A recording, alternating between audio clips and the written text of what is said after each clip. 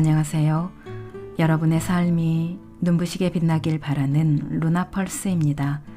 오늘 소개해 드릴 책은 나는 상처받지 않기로 했다입니다. 지은이는 에이미 모린, 옮긴 사람은 유혜인, 펴낸 곳은 비즈니스 북스입니다. 이 책의 원 제목은 강철 멘탈을 가진 사람은 절대 하지 않는 13가지입니다. 저자인 에이미 모린은 케니백 밸리 커뮤니티 대학 겸임 교수이며 임상사회복지사와 심리치료사로 활동 중이고 심리학계에서는 멘탈을 포괄적으로 다루는 유일한 전문가로 인정받고 있다고 합니다. 저자가 쓴 멘탈이 강한 사람은 하지 않는 13가지는 인터넷상에서 퍼지며 폭발적인 반응을 얻었고요. 포브스 1000만 독자들이 그녀의 글을 읽고 공감했으며 수천 개의 웹사이트에도 잇따라 게재되어 전 세계적으로 강철 멘탈 열풍을 일으켰습니다. 우리는 인생의 고비를 만나고 실패나 좌절의 순간을 겪고 살아갑니다. 그때마다 가장 필요한 것은 무엇일까요? 강한 멘탈일 겁니다. 그런 순간을 극복할 수 있는 내면의 힘, 바로 강한 멘탈을 가진 사람은 실패를 겪거나 어떤 위기가 와도 결코 흔들리거나 무너지지 않지요. 나는 상처받지 않기로 했다. 이 책은 일과 사랑, 인간관계에서 오는 어떤 위기에도 상처받지 않고 당당히 이겨내는 강철 멘탈을 만드는 법을 담은 책입니다. 우리가 멘탈을 강화하기 위해서 더 참고 견디라고 계속 노력해야 한다고 강요하지 않습니다.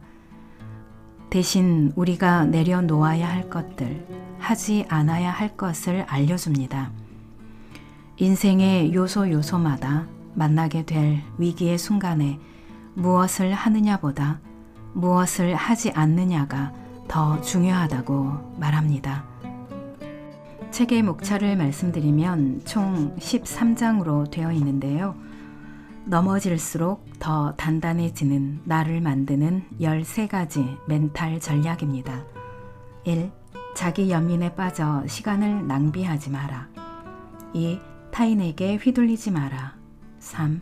변화를 두려워하지 마라. 4. 통제할 수 없는 일에 매달리지 마라. 5. 모두를 만족시키려 애쓰지 마라. 6. 예측 가능한 위험은 피하지 마라. 7. 과거에 연연하지 마라. 8. 실수를 되풀이하지 마라. 9. 다른 사람의 성공을 시기하지 마라. 10. 한 번의 실패로 포기하지 마라. 11. 홀로 있는 시간을 두려워하지 마라. 12. 세상이 불공평하다고 말하지 마라. 13. 즉각적인 결과를 기대하지 마라입니다. 이 중에서 제가 낭독해 드릴 부분은 저자의 경험이 담긴 프롤로그 부분과 본문 중에서 조금 읽어 드리겠습니다. 오늘도 책과 함께 편안하고 따스한 시간 되시기 바랍니다. 들어가며 삶의 균형이 무너진 순간 다시 일어서는 힘. 23살 되던 해 나는 하루아침에 엄마를 잃었다. 뇌동맥류였다. 엄마는 어디 아픈 것 하나 없이 열심히 일하며 활기차게 살고 있었고 마지막 순간까지도 삶을 사랑한 분이었다. 나는 돌아가시기 바로 전날 밤 엄마를 만났다. 농구장에서 함께 고등학교 농구 대회를 구경하는 동안 엄마는 언제나처럼 즐겁게 웃으며 이야기했다. 그러나 24시간 후 엄마는 이 세상에 없었다. 엄마를 잃은 충격은 너무도 컸다. 더 이상 엄마에게 조언을 얻지도 엄마가 웃는 소리를 듣지도 엄마의 사랑을 받지도 못한다고 생각하니 남은 인생을 어떻게 살아야 할지 눈앞이 깜깜했다. 당시 지역 정신건강센터에서 심리치료사로 일하고 있던 나는 몇 주간 휴가를 해서 조용히 슬픔을 감당하기로 했다. 내 감정 하나 제대로 다스리지 못하고서야 어떻게 다른 사람을 도와줄 수 있겠는가? 나는 엄마 없는 삶에 익숙해져야 했다. 쉽지 않았지만 어떻게든 다시 일어서려고 했다. 심리치료사 공부를 할 때 시간은 만병통치약이 아니며 그 시간을 어떻게 보내느냐에 따라 상처의 치유 속도가 달라진다고 배웠다. 고통을 덜어내려면 슬픔을 피할 수 없었기에 나는 한껏 슬퍼하며 분노했고 엄마가 돌아가시며 내가 진정 무엇을 잃었는지 고스란히 받아들였다. 그리움이 전부는 아니었다. 엄마가 내 인생의 중요한 순간을 함께할 수 없다는 사실이 괴로웠다. 은퇴를 하거나 할머니가 되는 것처럼 엄마가 손꼽아 기다렸던 순간들을 함께 맞이하지 못한다고 생각하자 가슴이 찢어졌다. 나는 가족과 친구들의 도움 속에서 마음의 안정을 찾았다. 그렇게 시간이 흘러 엄마를 떠올려도 슬퍼하지 않고 웃을 수 있게 되었다. 몇 년이 지나 엄마의 3주기가 다가오자 나는 남편 링컨과 가장 좋은 추모 방법이 무엇일지 의논했다. 마침 친구들이 토요일 저녁에 같이 보자던 농구 경기가 엄마를 마지막으로 본 농구장에서 열리고 있었다. 링컨과 나는 3년 전 엄마를 마지막으로 봤던 곳에 다시 가면 어떻겠냐고 이야기했다. 우리는 엄마를 추모하기에 그만한 방법이 없다고 생각했다. 그날 밤 엄마와 정말 즐거운 시간을 보냈기 때문이다. 우리는 신나게 웃으며 수많은 이야기를 나눴다. 엄마는 동생이 남자친구와 결혼할 것이라는 예측도 했다. 그리고 훗날 그 예측은 사실이 되었다. 그렇게 우리 부부는 농구장을 다시 찾았고 친구들과 즐겁게 놀았다. 엄마도 그러기를 원했을 것이다. 다시 그곳에 가도 아무렇지 않은 나 자신이 대견했다. 그러나 엄마의 죽음을 극복했다며 안도의 한숨을 내쉰 그 순간 내 인생은 다시 한번 거꾸로 뒤집어졌다. 링컨이 농구 경기를 보고 집에 와서는 등이 아프다며 투덜댔다. 몇 년 전 교통사고로 척추뼈가 부러진 적이 있어서 대수롭지 않게 여겼다. 그러나 불과 몇 분 후 링컨은 의식을 잃고 쓰러졌다. 신고를 받고 급히 도착한 구급대원이 링컨을 병원으로 옮겼다. 링컨의 가족도 연락을 받고 응급실에 모였다. 대체 무슨 문제인지 짐작조차 할 수 없었다. 우리는 잠시 응급실 내 대기실에서 기다리다 진찰실로 불려갔다. 나는 의사가 입을 떼기도 전에 어떤 말이 나올지 짐작할 수 있었다. 링컨은 이 세상 사람이 아니었다. 사인은 심장마비였다. 엄마의 3주기를 맞은 그 주말에 나는 남편을 잃었다. 이해할 수가 없었다. 링컨은 이제 겨우 26살이었고 단 한 번도 심장에 문제가 있었던 적이 없다. 조금 전까지 여기 있던 사람이 어떻게 다음 순간 사라질 수 있단 말인가. 아직 엄마 없는 삶도 익숙하지 않은 내가 남편 없이 살아가는 법까지 배워야 했다. 어떻게 해도 이 상황을 극복하지 못할 것 같았다. 배우자를 잃은 사람은 비현실적인 경험을 한다. 나는 판단력이 완전히 흐려진 상태로 너무도 많은 결정을 내려야 했다. 몇 시간도 지나지 않아 장례식을 준비하고 부고를 어떻게 낼지 정해야 했다.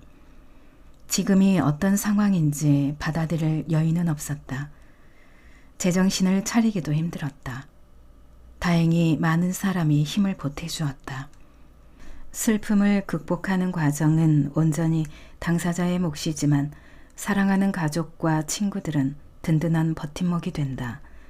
조금씩 괜찮아지는가 싶다가도 어김없이 괴로움에 휩싸이는 날도 있었다. 슬픔을 잊을만 하다고 생각하며 한 걸음 나가면 감당하지 못할 더 큰 슬픔이 나를 기다렸다. 이렇듯 슬픔은 사람의 몸과 마음, 영혼을 피폐하게 만든다. 슬퍼할 일이 너무 많았다. 링컨의 가족이 링컨을 얼마나 사랑하는지 알았기에 그의 가족을 생각하면 슬펐다. 링컨이 영영 경험하지 못할 모든 일이, 우리가 앞으로 함께하지 못할 모든 일이 슬펐다. 그리움은 말할 필요도 없었다. 나는 복직을 최대한 미루었다. 일을 나가지 않은 몇 달은 그저 하루하루를 살아가는데 온 신경을 집중해서인지 별다른 기억이 나지 않는다. 그러나 영원히 쉴 수는 없었다. 이제 혼자 생계를 꾸려야 하기에 나는 다시 일을 해야 했다. 휴직하고 몇 달이 지났을 때 센터에서 언제쯤 돌아올 계획이냐는 연락이 왔다. 센터 측에서는 내가 급한 집안일 때문에 당분간 자리를 비운다고 고객들에게 알렸지만 어떻게 될지 몰라서 정확한 복직 시기는 얼버무린 상태였다. 그러나 이제는 내 대답이 필요했다. 나는 아직 슬픔을 다 비우지 못했고 회복은 어림도 없었다. 그렇지만 이제는 직장으로 돌아갈 때였다. 나는 엄마를 잃었을 때처럼 슬픔과 정면으로 마주해야 했다. 외면하거나 억지로 밀어낼 수는 없었다. 아프더라도 그 감정을 견디고 내 힘으로 슬픔을 치유해야 했다. 비관적인 감정에 파묻힌 채로 살 수는 없었다. 자기 연민에 빠지거나 과거의 기억에 얽매인 채 사는 편이 차라리 쉬웠겠지만 그래봤자 나만 손해였다. 아무리 힘들어도 정신을 차리고 새로운 인생을 시작해야 했다. 나는 링컨과 함께 세운 목표가 여전히 내 목표일 수 있을지 생각해봤다. 우리는 몇 년 전에 아이를 위탁해 돌본 적이 있고 언젠가는 입양도 할 계획이었다. 그러나 혼자 된 몸으로 아이를 입양한다고 생각하니 망설여졌다. 이후로도 몇 년은 급한 사정이 있을 때 위탁모로서 아이를 잠깐씩 맡았지만 링컨 없이도 아이를 입양하고 싶은지는 확신이 서지 않았다. 이제 나만을 위한 목표가 필요했다. 나는 용기를 내어 새로운 도전을 했다. 오토바이 면허를 따고 오토바이를 샀다. 글도 쓰기 시작했다. 처음에는 그저 취미였던 글쓰기가 어느덧 부업으로 변했다. 링컨의 친구 중 누구와 계속 연락할지, 링컨 없이 그의 가족과는 어떻게 지낼지 결정한 뒤 인간관계도 정리해야 했다. 다행히 링컨의 친구들은 대부분 나와 우정을 이어나갔고 시댁도 여전히 나를 한 가족처럼 대해주었다. 단단한 삶을 위해 버려야 할 13가지 습관. 그로부터 4년 후 나는 운 좋게도 사랑을 다시 찾았다. 아니, 사랑이 나를 찾아왔다고 해야 할지 모르겠다. 그때 나는 싱글로서의 삶에 나름대로 익숙해져 있었다. 그러나 스티브와 사귀면서 모든 것이 바뀌었다. 몇 년 동안 알고 지내던 우리는 차츰 친구에서 연인으로 발전했다. 그러다 함께 미래를 꿈꾸기 시작했다.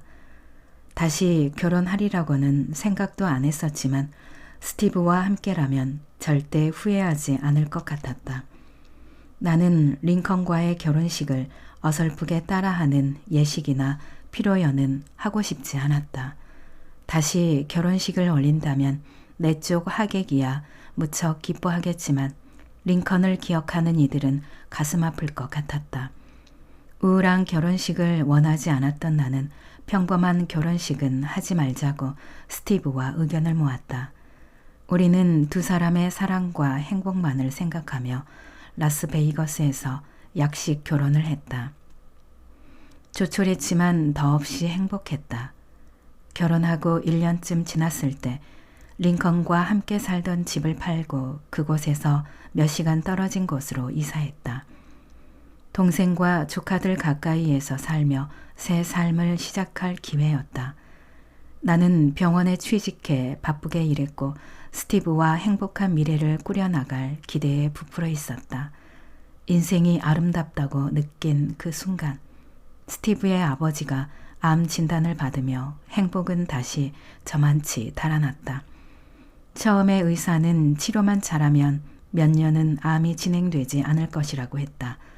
그러나 몇 달이 지나자 몇 년은 고사하고 다음 해도 넘기지 못할 만큼 병이 깊어졌다. 몇 가지 항암 치료를 했지만 전부 허사였다.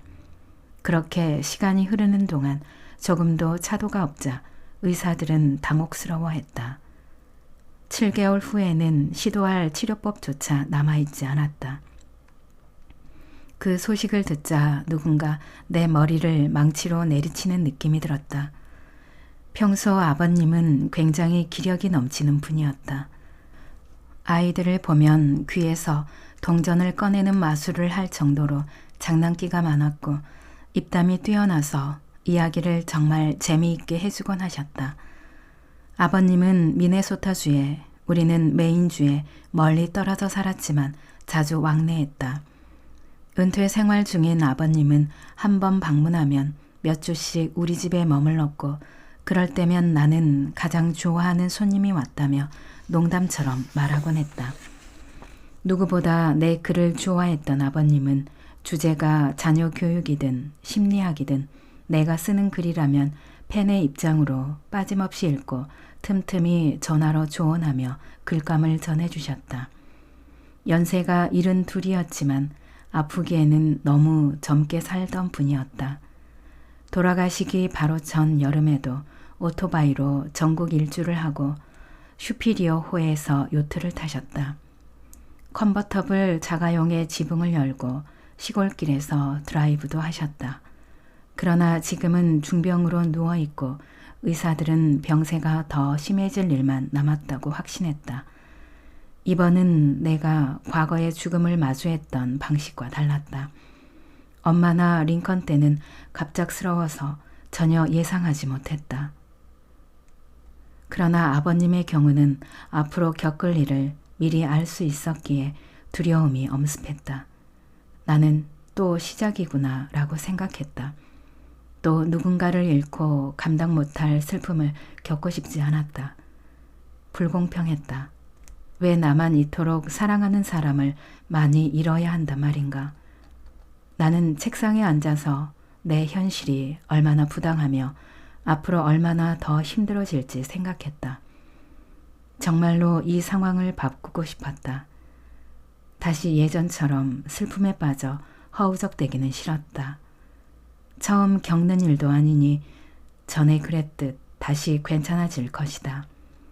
어리석게 내가 처한 상황이 다른 사람보다 불행하다고 믿거나 슬픔을 견디지 못할 것이라 생각해봤자 아무 소용없었다. 현실만 직시하지 못할 뿐이었다. 그 자리에서 나는 멘탈이 강한 사람은 하지 않는 13가지라는 목록을 만들었다. 내가 고통으로 몸부림치면서도 그 틈에 나오지 못하게 억누르고 억눌렀던 습관들이었다. 여기에 한번 사로잡히면 회복하기가 정말 힘들다. 당연한 말이겠지만 평소 나는 상담 고객들에게도 그런 습관을 주의하라고 조언했다. 나 자신이 올바른 방향으로 계속 나아가려면 내 손으로 직접 적어야 했다. 강한 멘탈을 스스로 선택하고 유지할 수 있다는 사실을 이런 식으로 잊지 말고 새겨두어야 했다. 그리고 나는 강해져야 했다. 그 목록을 쓰고 몇 주 후 아버님이 끝내 눈을 감으셨기 때문이다. 심리치료사는 더 나은 사람이 되려면 어떻게 해야 하고 무엇을 할 수 있는지 조언해 고객에게 힘을 실어주는 직업이다. 하지만 나는 심리치료사의 직함을 잠시 내려놓고 멘탈을 강하게 키우는 습관을 쭉 적어보았다.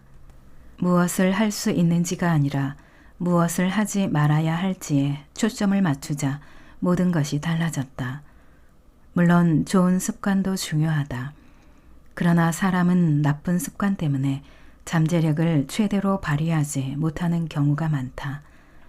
이 세상에 존재하는 좋은 습관을 다 가져도 나쁜 습관을 버리지 못하면 목표를 달성하기 어렵다. 생각해보자. 최악의 습관은 그 사람의 거울이라고 하지 않던가. 나쁜 습관은 하루 종일 땅에 끌고 다니는 무거운 족쇄나 다름없다. 좀처럼 속도가 나지 않으니 피곤하고 짜증만 난다. 아무리 열심히 일하고 재능 있는 사람도 그런 생각과 행동, 감정에 얽매이면 잠재력을 온전히 발휘하지 못한다. 매일 체육관에 가겠다고 결심한 남자가 있다.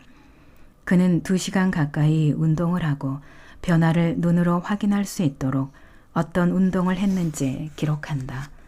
그렇게 6개월이 지나지만 변화는 눈에 보이지 않는다. 체중이 줄어들지 않고 근육도 붙지 않자 남자는 좌절한다. 그는 하루도 빠짐없이 운동을 했는데 왜 몸이 날씬해지거나 가뿐해지지 않는지 이해할 수 없다며 가족과 친구들에게 한탄한다. 그러나 남자가 계산해서 빠뜨린 사실이 하나 있다. 날마다 운동을 하고 집으로 가는 차 안에서 간식을 즐긴다는 것이다. 그는 운동을 마친 후 배가 고파지면 열심히 운동했잖아. 이 정도면 상을 받을 만하지 라고 생각한다. 그래서 집으로 돌아오는 길에 도넛을 10개씩 먹는다. 다들 그가 어리석다고 손가락질할 것이다. 그러나 우리는 모두 그런 실수를 한다. 더 나은 사람이 되려고 노력하지만 공든탑을 무너뜨리는 실수에는 관심이 없다. 내가 말하는 13가지 습관은 슬픔을 극복하는 과정 외에도 도움이 된다. 이 습관에서 벗어나면 멘탈을 강하게 만들 수 있다. 그리고 강한 멘탈은 우리가 살면서 겪는 크고 작은 문제에 대처할 때 꼭 필요하다. 멘탈이 강하다고 느껴야 잠재력을 최대한 발휘해 목표를 달성할 수 있다. 강한 멘탈은 어떻게 만들어지는가? 사람의 멘탈은 무조건 강하지도 무조건 약하지도 않다. 모든 사람은 어느 정도 멘탈의 힘을 갖고 있고 얼마든지 그 이상 개발할 수 있다. 강한 멘탈을 만들려면 어떤 상황에서든 감정을 조절하고 생각을 다스리며 긍정적으로 행동하는 능력부터 길러야 한다. 상대적으로 체력을 더 쉽게 키우는 사람이 있듯이 어떤 사람은 강한 멘탈을 타고난다. 멘탈을 쉽게 키울 수 있는지 판단할 때 고려해야 할 몇 가지 요인이 있다. 유전, 정서장애와 같은 정신건강 문제에 더 취약한 유전자가 있다. 성격, 더 객관적으로 생각하고 긍정적으로 행동하는 성격이 있다. 경험, 살면서 어떤 경험을 하느냐에 따라 자신과 타인, 세상을 바라보는 관점이 달라진다. 물론 이 요인 중 일부는 바꿀 수 없다. 불행한 유년 시절은 지우지 못한다. 유전적으로 타고난 주의력 결핍, 과잉 행동 장애도 바꾸지 못한다.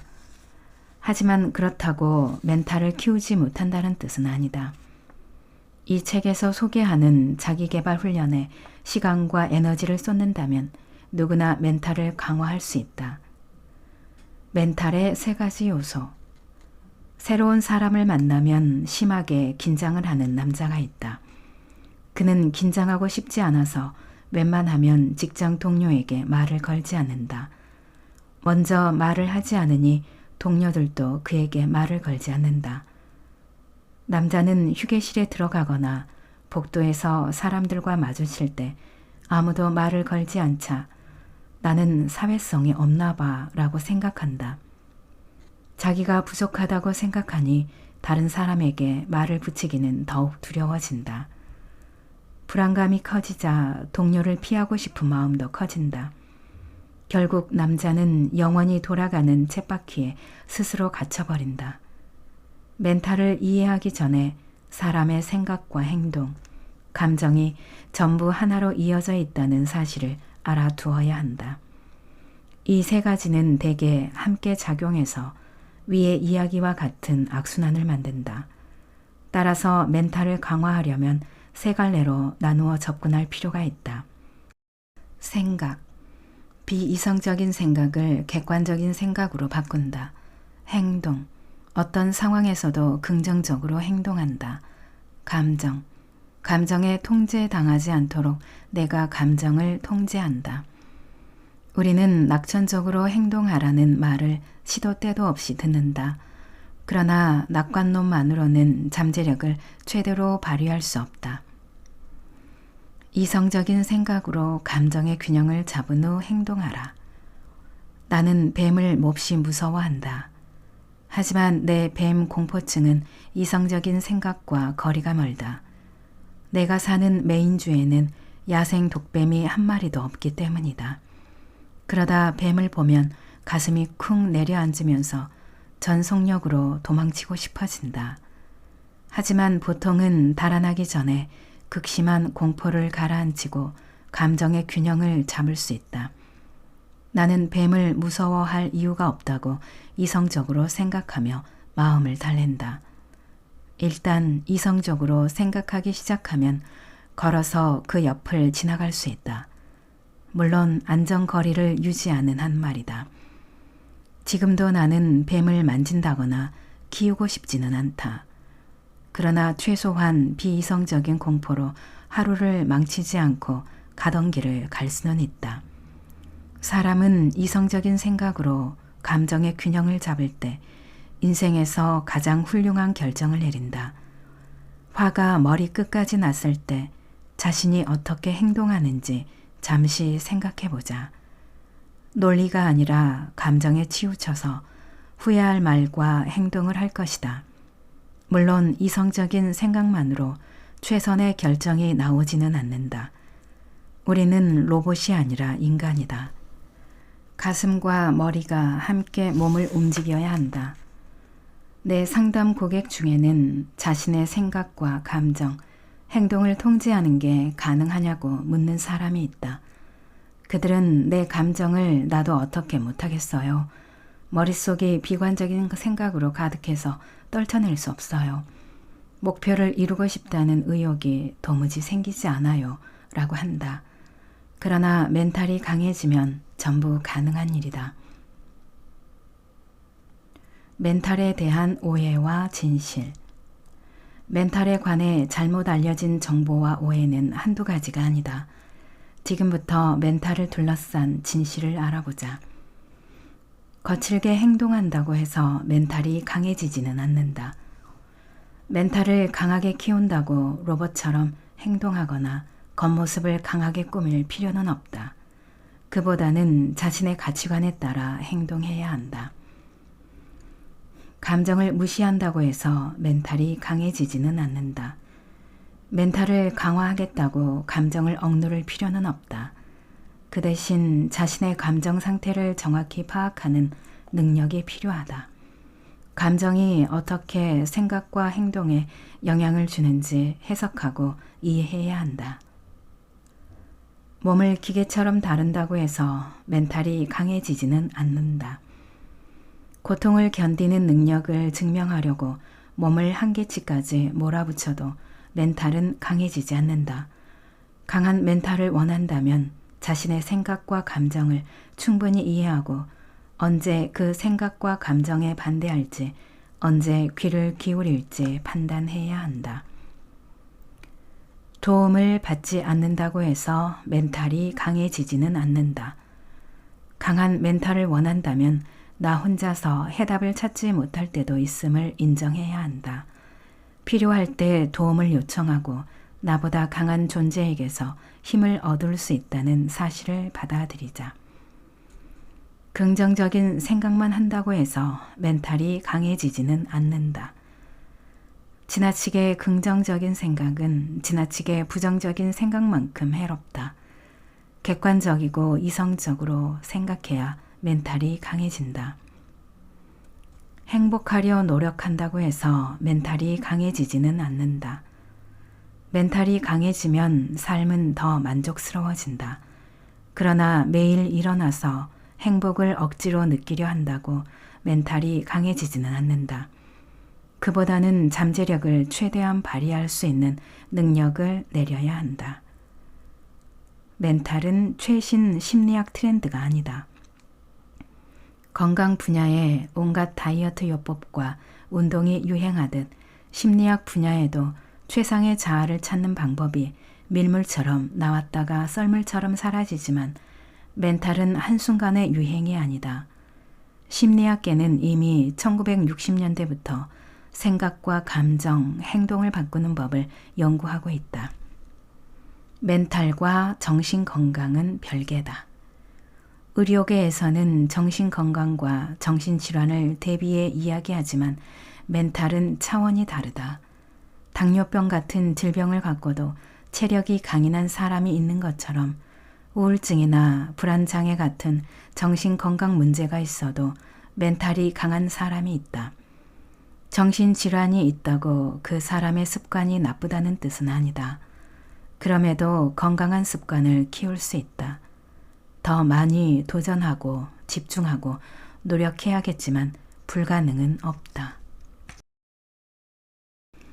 자기 연민이 찾아들 틈을 주지 마라.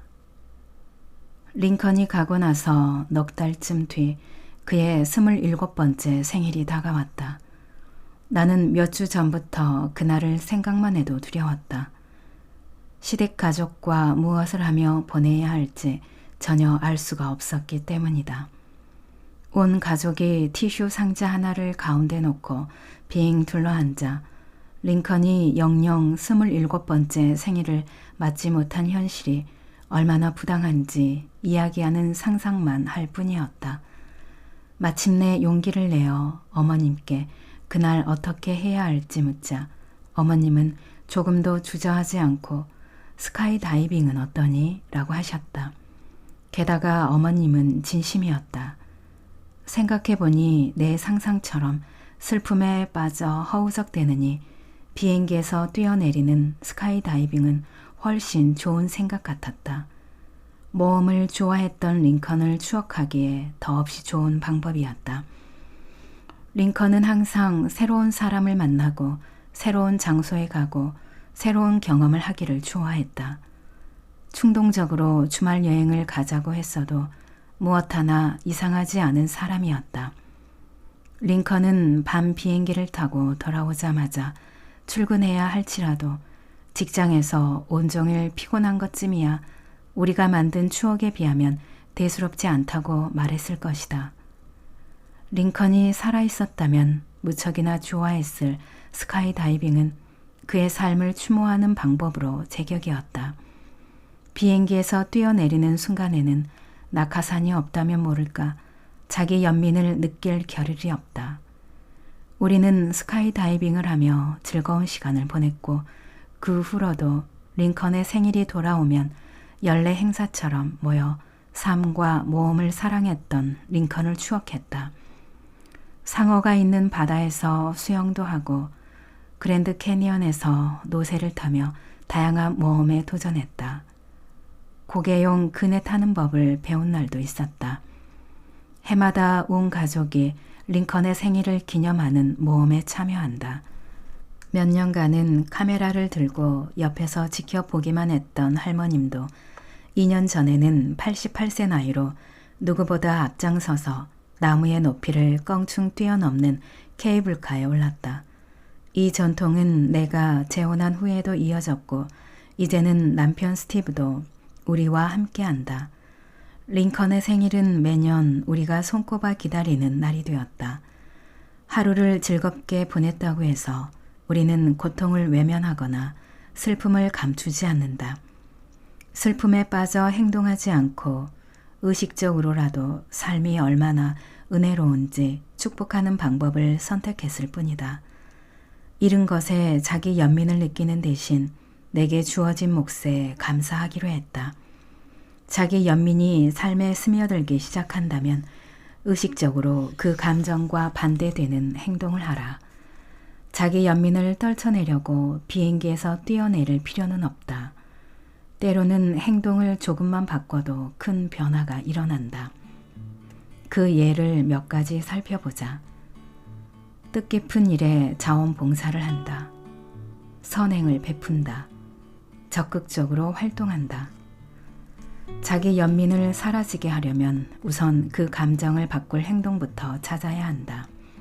그 과정에서 시행착오를 겪을 수도 있다. 모든 사람이 행동을 똑같이 바꾼다고 해서 동일한 효과를 얻지는 못하기 때문이다. 지금 하는 활동이 효과적이지 않다면 새로운 시도를 해보자. 올바른 방향으로 한 걸음 내딛지 않는다면 영원히 그 자리에만 머물 것이다. 낭독은 여기까지입니다. 여러분의 구독과 좋아요, 댓글은 저에게 큰 힘이 되는 거 아시죠? 오늘도 끝까지 들어주셔서 감사합니다.